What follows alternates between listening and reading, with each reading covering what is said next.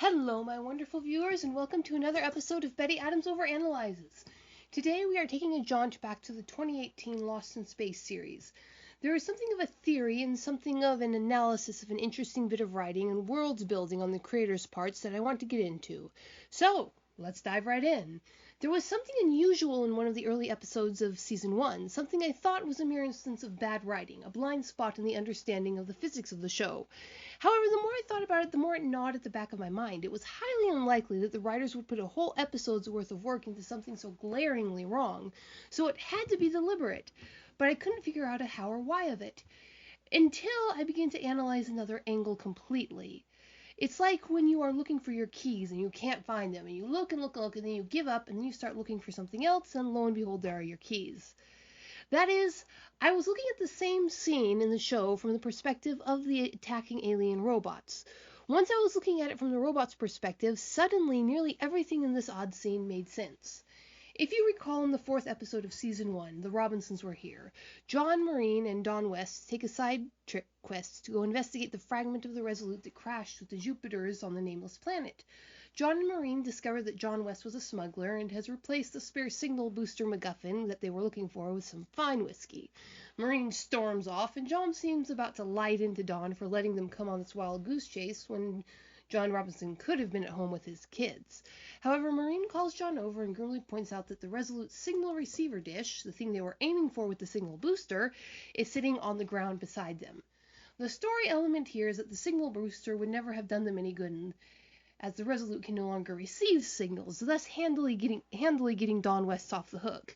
Good plot device, good storytelling, but looking at it from the perspective of the humans, bad physics.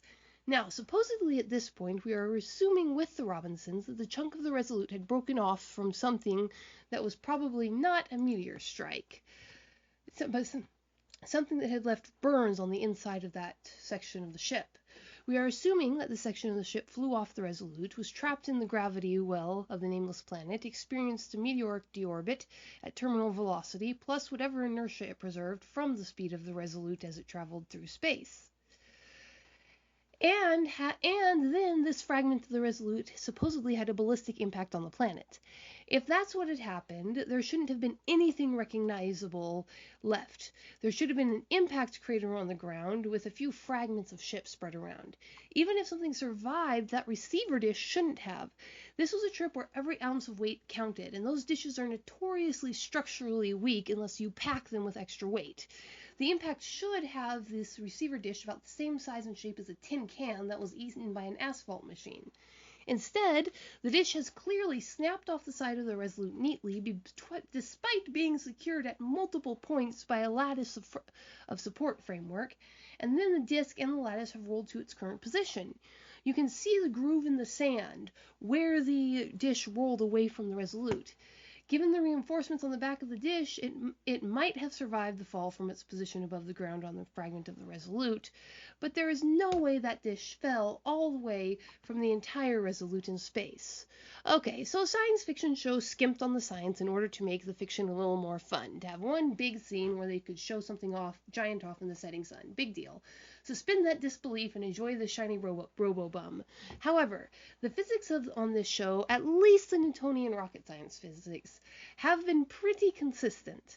The initiating event of the show is a ship crashing into Earth and the resulting complications of that. The physics of rocketry and impacts are central to at least half the episode. This is a very odd and glaring mistake for the writers to make. If mistake it was, then there's the expense issue. That satellite dish was clearly CGI. They spent time and money to design and animate it while the actors stared at the green screen. It would have been way cheaper for them to find its crumpled remains on the ground and identify it by some magic science wand that detected a critical element that was only in the dish. So, why did they go to all the effort and expense of animating that giant dish that sits there and spits in the face of the core logic of the show? It made no sense to me. It was pretty clear that the whole chunk of the Resolute had been decelerated before it impacted on the nameless planet. Something had slowed that bugger down. The humans couldn't have done it.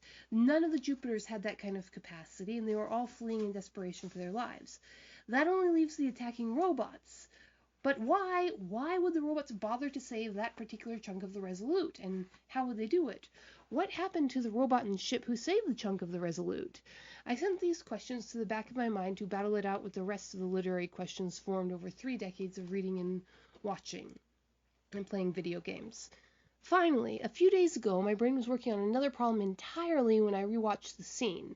I paused it to get a good shot of the dish and noticed something about the scene.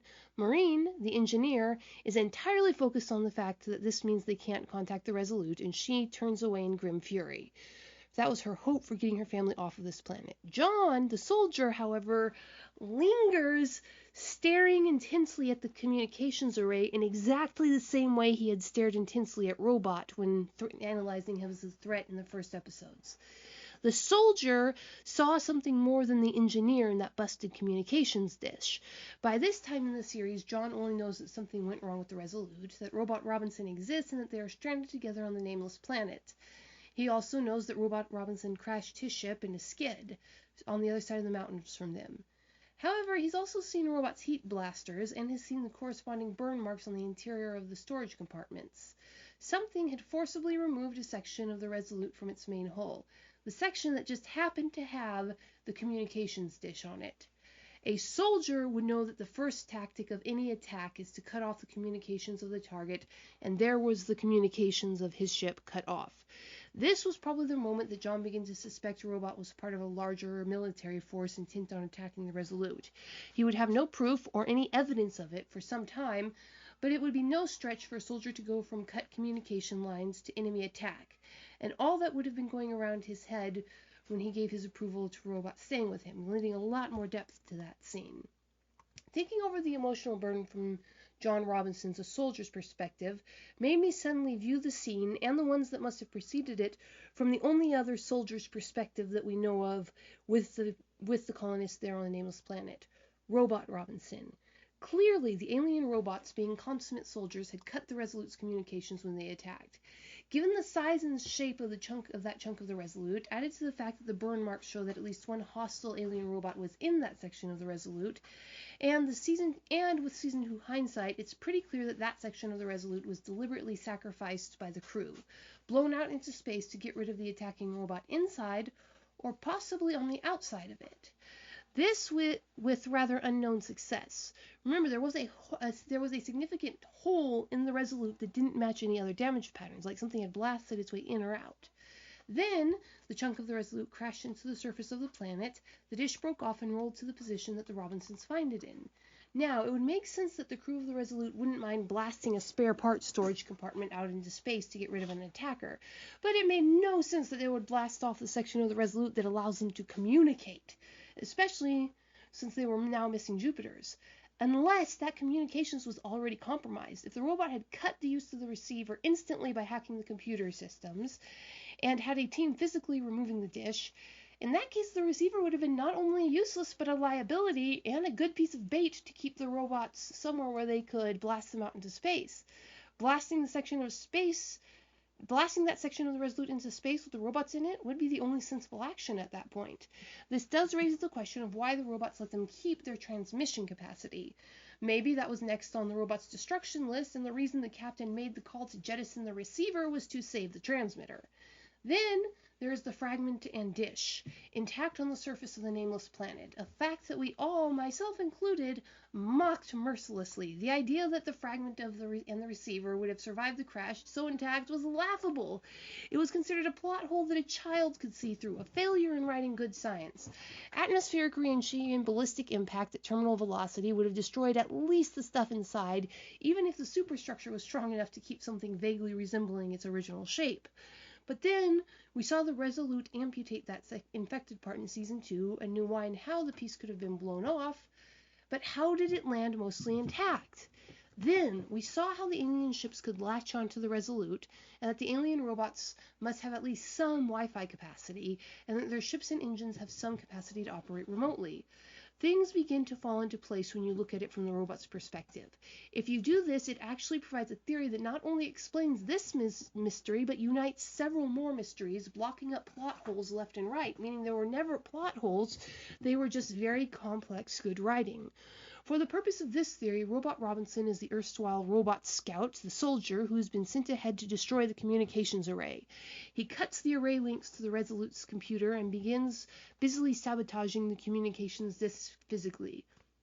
Then, the crew detonates the charges that will eject that section of the Resolute into space.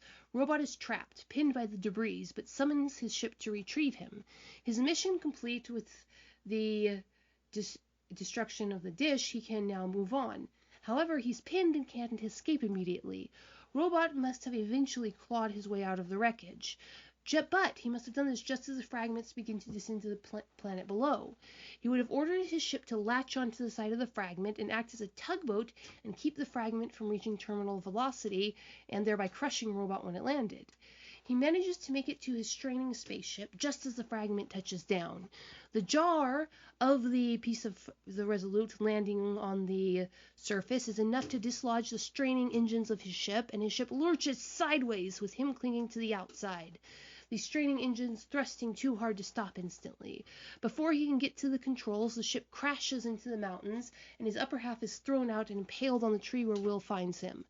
This also handily explains 2 or 3 other things that have been bothering me. Robot was in 2 pieces, bisected at the waist.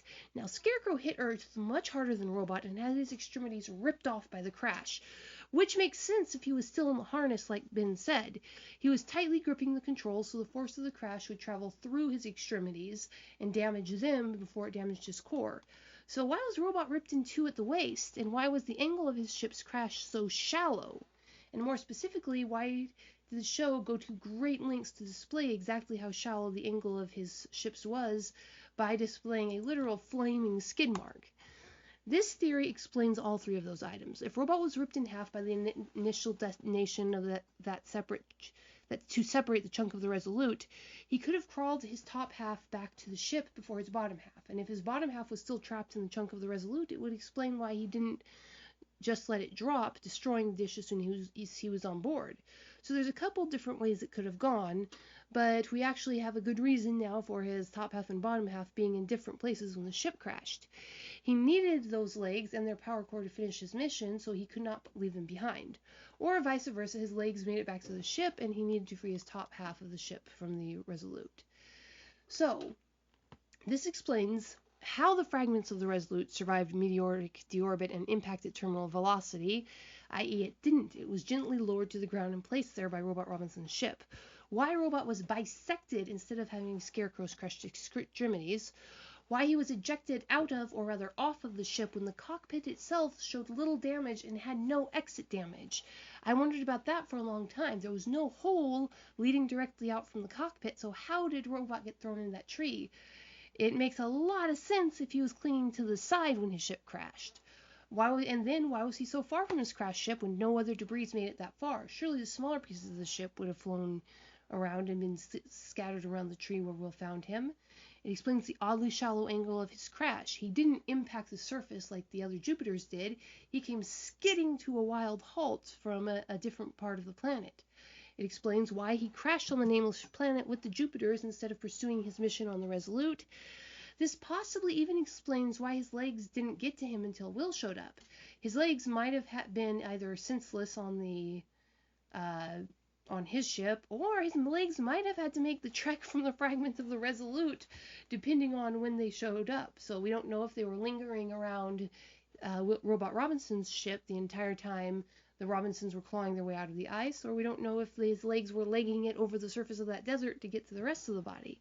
Either way, this says a lot about what the robots were doing on the Resolute. They came in fast and hot, but with a planned military action that went sideways somehow. They knew instantly which parts of the Resolute to disable to take out the communications. They knew how to get to it, and they knew how to disable it. Another question: who were the robots trying to keep from communication with whom? The Resolute was halfway or so between Earth and Alpha Centauri, and out of reach of both with its communications. And from what we've seen, the robots wouldn't mind at all the humans jumping back to either their home planet or the colony. The humans couldn't call anyone, even if they had the dish, and even if they could call one, there was nobody they could expect to help them against the robots. It might just have been a standard operating procedure. It usually is with military attacks. The robots might just be, okay, we're going in for an attack. It doesn't matter how pathetic they are, cut their communications. But there is just the chance that the robots were cutting off Scarecrow's communications link and not the humans. The aliens have shown the ability to hack human tech near instantly over Wi-Fi. There was no reason to assume that Scarecrow couldn't do this either, other than, of course, the fact that he didn't do it. The fact that the humans were taken completely flat-footed by this ability means that the Scarecrow had never used it before. While it is likely that the damage from his crash might have rendered him incapable of using this ability, it is also likely that the other robots wouldn't have been able to know this. And if there was enmity between Scarecrow and the other robots before he even crashed, that makes his sudden turn to protect the humans at the end make a lot more sense. So, were the robots trying to silence the humans, or were they trying to silence Scarecrow? So, what do you think, my wonderful viewers? Does looking at Lost in Space from Robot's perspective make everything make sense, or is this just another crazy overanalysis? Leave a like if you agree with my analysis, and leave a comment atomizing my theory like the Resolute if you disagree. Check out my Teespring store for some weird human merch, hit that subscribe button, and peace out, my wonderful viewers.